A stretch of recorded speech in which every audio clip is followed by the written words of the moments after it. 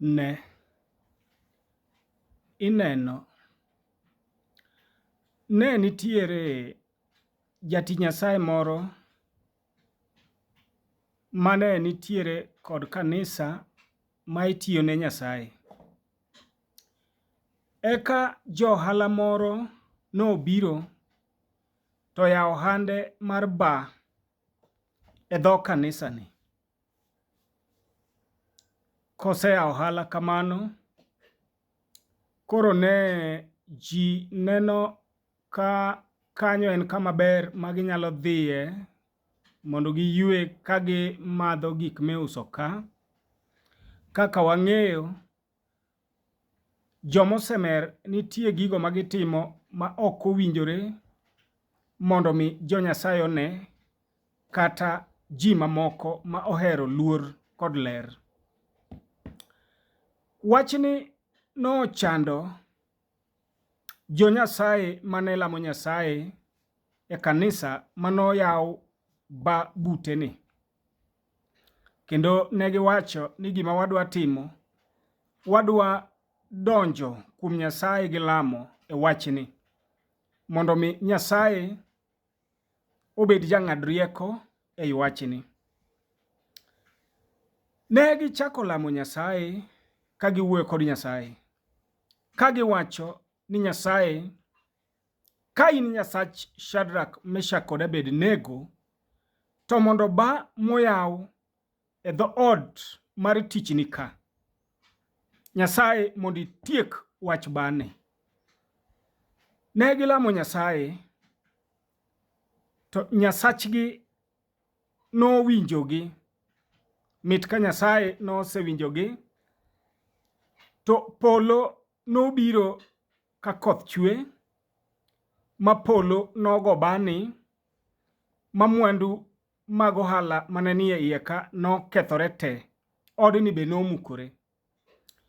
Seche mane jogi lamo Nyasaye ni, wuon bar ne winjogi, kendo nochiko ite samoro, to winjo ka giwuoyo, ka giwacho ni Nyasaye mondo mi itiek gima dwa ketho tichni makelo wich kuot ni.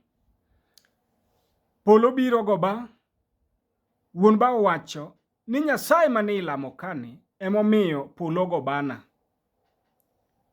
Wuon bar nokawo thuolo manodonjo ne jotich Nyasaye gi e doho, kendo noluong jotich Nyasaye kiyalogi kendo kipenjogi gimomiyo ne gilamo Nyasachgi ma polo goyo bar.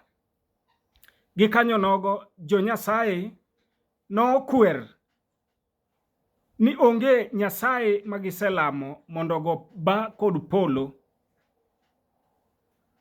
kendo kata ka gilemo to onge kama lemo nyalo kele polo miluongo ni thunderstorm kata radi mondo mi ogo bar. Koro mano gima ok ging'eyo. Koro wan ka kod ji ariyo, wan gi jotich Nyasaye kod ng'ama ok jatich Nyasaye, jotich Nyasaye malamo Nyasaye kod jal mok lam Nyasaye. Jal mok lam Nyasaye odonjo ne jotich Nyasaye ni lambgi omiyo polo goyo ohande. Jotich Nyasaye okwer ni ne ok gilamo Nyasaye mondo polo go ohand ng'atni. Kanochopo kama jaj ng'ade bura, jaj nowacho ni ma bura ma wacho wachne tek, nikech en bura manie kind jo Nyasaye ma ok oyie kuom Nyasaye kod japiny moyie kuom Nyasaye. Kanowacho kama, nyiso ni wuon bar manoketo bar e dho kanisa noyie ni lamo mane joko timo ema nomiyo polo go bane.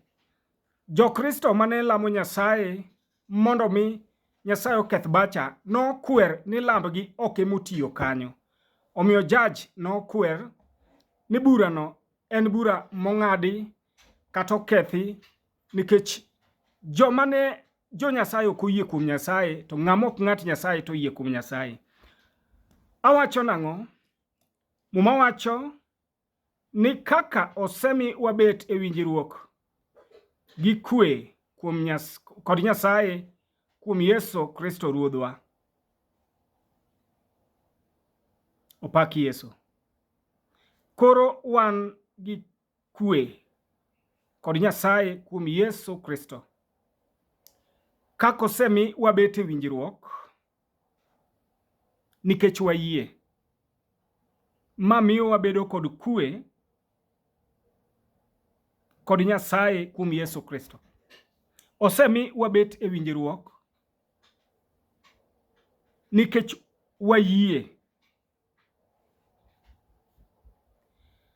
Yo machielo Muma wacho ni nikech wayie emomiyo wan e winjruok kod Nyasaye. Ka ok iyie, penjri ane, bedi ibet e winjruok kod Nyasaye? Nikech wayie omiyo wabet e winjruok kod Nyasaye. Paulo wacho nosemi wabet e winjruok kod Nyasaye nikech wayie. Donge neno ka ji mathoth lamo Nyasaye, to kochopo sama tuo donjo matek to pondo dhi kuma juoga. Penjri ane, kani lamo Nyasaye to wacho biro ni jamni moko donje puothi chamo puodho, be inyalo dhi mbele kod lamo Nyasaye no kosi biro ringo mondo idhi res puodho cha? Jo Nyasaye, wabed kod yie maduong' kuom Nyasaye ma walamo, ka wang'eyo ni teko mare chango ng'ato, waro ng'ato, pong'o kod teko mar Roho Maler, miyo e kinde ma in kod chandruok gi wach matek to pod ichomo achoma Nyasaye no.